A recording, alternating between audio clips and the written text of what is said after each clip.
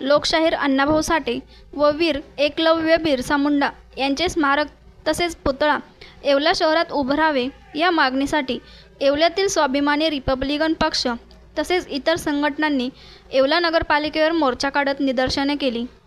येवला शहरात सर्व महापुरुषांचे पुतळे असून आता अण्णाभाऊ साठे तसेच वीर एकलव्य यांचा देखील पुतळा उभारावा अशी मागणी यावेळी या मोर्चेकरांनी केली आहे। आज स्वाभिमानी रिपब्लिकन पक्षाच्या वतीने येवला नगरपालिकेवर जाहीर निदर्शने करण्यात आली। आमची प्रामुख्याने मागणी हीच आहे की लोकशाहीर अण्णाभाऊ साठे यांचा पुतळा आणि स्मारक येवल्यात ज्या ठिकाणी जागा मंजूर होती त्या ठिकाणी ते झालं पाहिजे। या ठिकाणी येवल्या शहरामध्ये वीर एकलव्य आणि बिरसा मुंडा यांचं देखील स्मारक होणं काळाची गरज आहे।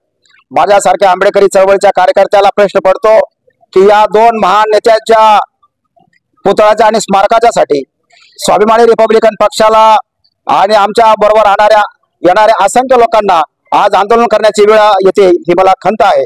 आणि म्हणून शासनाला आणि प्रशासनाला आमचा सवाल आहे, आमचं सांगणं आहे की कृपा करून या फुले आंबेडकरांच्या महाराष्ट्रात या समतावादी विचारसरणीच्या येवल्यामध्ये पुन्हा आम्हाला मोर्चा आंदोलन करण्याची वेळ येऊ देऊ नये।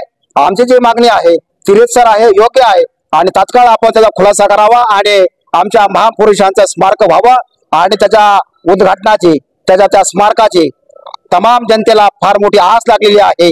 आमचे डोळे आतुरलेले आहे की केव्हा आम्ही वीर एकलव्य बिरसा मुंडा आणि लोकशाहीर अण्णाभाऊ साठे यांचा पुतळा आणि स्मारक पाहू। यासाठी कृपा करून आम्हाला पुन्हा आंदोलन करायची वेळ येऊ देऊ नये हा माझा इशारा आहे। या ठिकाणी डॉक्टर लोकशाहीर अण्णाभाऊ साठे यांचा पुतळा येवला शहरामध्ये मंजूर झालेला आहे आणि तो मंजूर झाला असताना पुतळ्याची जागा सुद्धा आम्हाला साहेबांनी सांगितली होती, ती फायनल पण झालेली। पण काही लोकांनी सांगितलं की बाबा ती जी जागा आहे आपली पुतळा आपण जी बसवणार आहे गंगाधर या ठिकाणी त्या जागेवरती काही लोकांनी स्टे आणलाय आणि तो स्टे आणल्यामुळं आपल्याला तिथं काही पुतळा बसवता येणार नाही। पण आमच्या सर्व समाज बांधवांचं एकच मागणी आहे आणि एकच म्हणणं आहे की पुतळा हा गंगाधरच्यावरच होईल, अन्यथा पुतळा कुठं होणार नाही।